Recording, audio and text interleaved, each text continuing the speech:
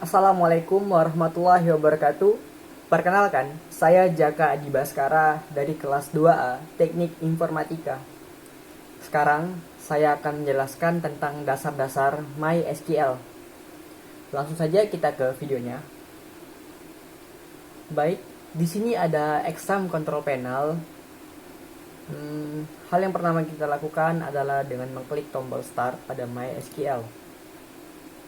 Lalu jika sudah running, kita buka shell.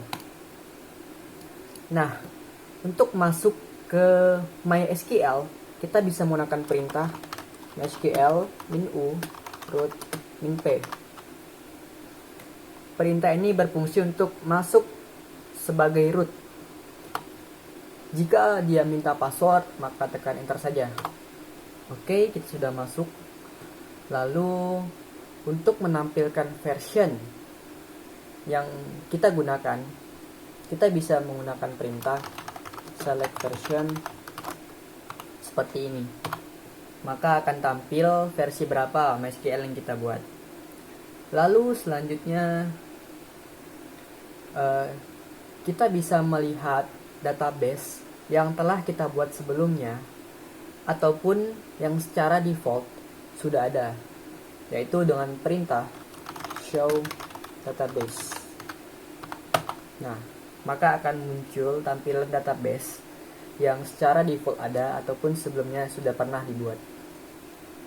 Lalu, hal pertama yang dilakukan jika kita ingin membuat database baru, yaitu menggunakan perintah create database, nama database. Di sini kita akan mencoba dengan nama coba 1. Oke, database coba 1 telah dibuat. Kemudian kita masuk ke dalam database tersebut dengan menggunakan perintah use coba 1. Oke. Lalu kita bisa melihat isi dalam table tersebut dengan perintah show tables. Nah, terdapat tulisan empty set yang berarti tidak ada satupun table dalam database tersebut. Lalu untuk menambahkan table baru, kita bisa menggunakan perintah create table. Di sini kita akan buat table karyawan dengan tipe data ID karyawan, itu dengan tipe data char sebanyak 3.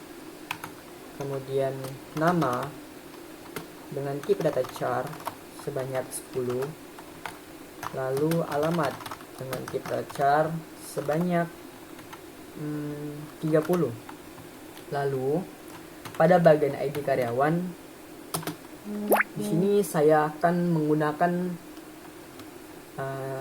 ID karyawan sebagai primary key. Oke. Setelah itu enter. Nah, maka table tersebut telah dibuat. Lalu untuk menampilkan atribut atau struktur table, kita bisa menggunakan perintah describe table. Describe table karyawan. Describe karyawan. Oke, di situ terdapat ID karyawan, nama, dan alamat. Lalu, jika Anda ingin menambah satu table lagi, kita bisa menggunakan perintah alter table karyawan. Add, misalnya di sini kita ingin menambahkan telepon dengan tipe data char sebanyak 12. Oke. Lalu kita lihat lagi strukturnya. Nah, sudah terdapat tipe data baru yaitu telepon. Variabel baru yaitu telepon. Lalu, jika Anda ingin menghapus salah satu table dalam karyawan tersebut, maka bisa menggunakan alter table karyawan drop telepon. Oke, kita lihat lagi. Mohon maaf. Oke. Variabel telepon sudah hilang. Jadi fungsi alter table di sini adalah untuk memodifikasi tabel yang sudah ada ataupun menambah yang di karyawan sini.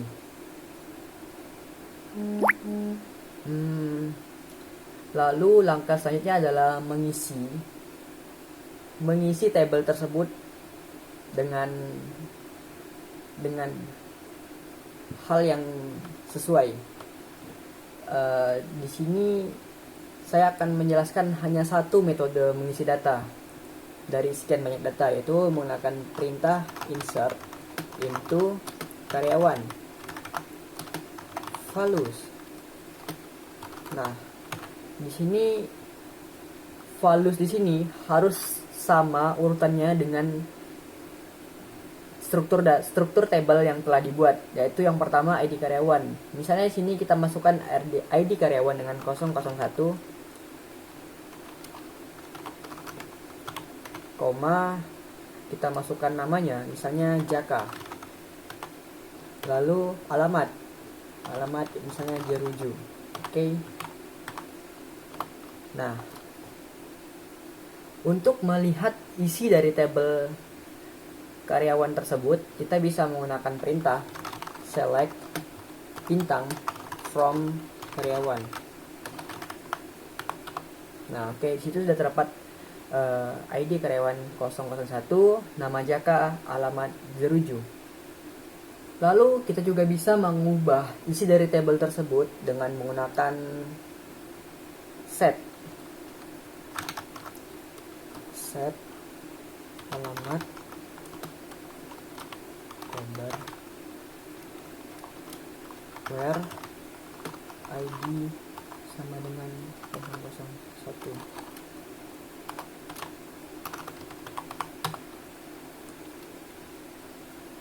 Mohon maaf, di sini seharusnya update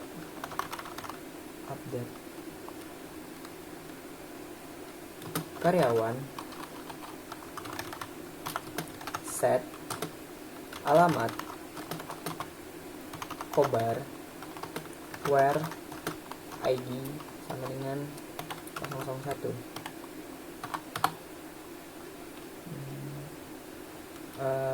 Seharusnya sini ID karyawan. Nah, oke, kita bisa lihat lagi select bintang from karyawan. Oke, alamat sekarang sudah berubah menjadi kobar. Lalu selanjutnya kita bisa hanya ingin melihat beberapa atribut table saja, seperti jika kita hanya ingin melihat ID karyawan dan nama, maka kita bisa menggunakan perintah select ID karyawan, nama from karyawan. Nah, seperti itu. Jadi yang muncul hanya ID karyawan dan nama. Lalu kita bisa menghapus data dalam tabel tersebut dengan perintah delete from karyawan where ID karyawan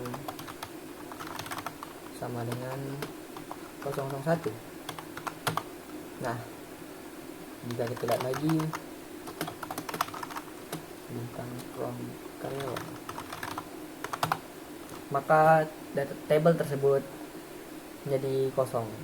Baiklah, sekian dari saya yang bisa saya jelaskan. Terima kasih. Wassalamualaikum warahmatullahi wabarakatuh.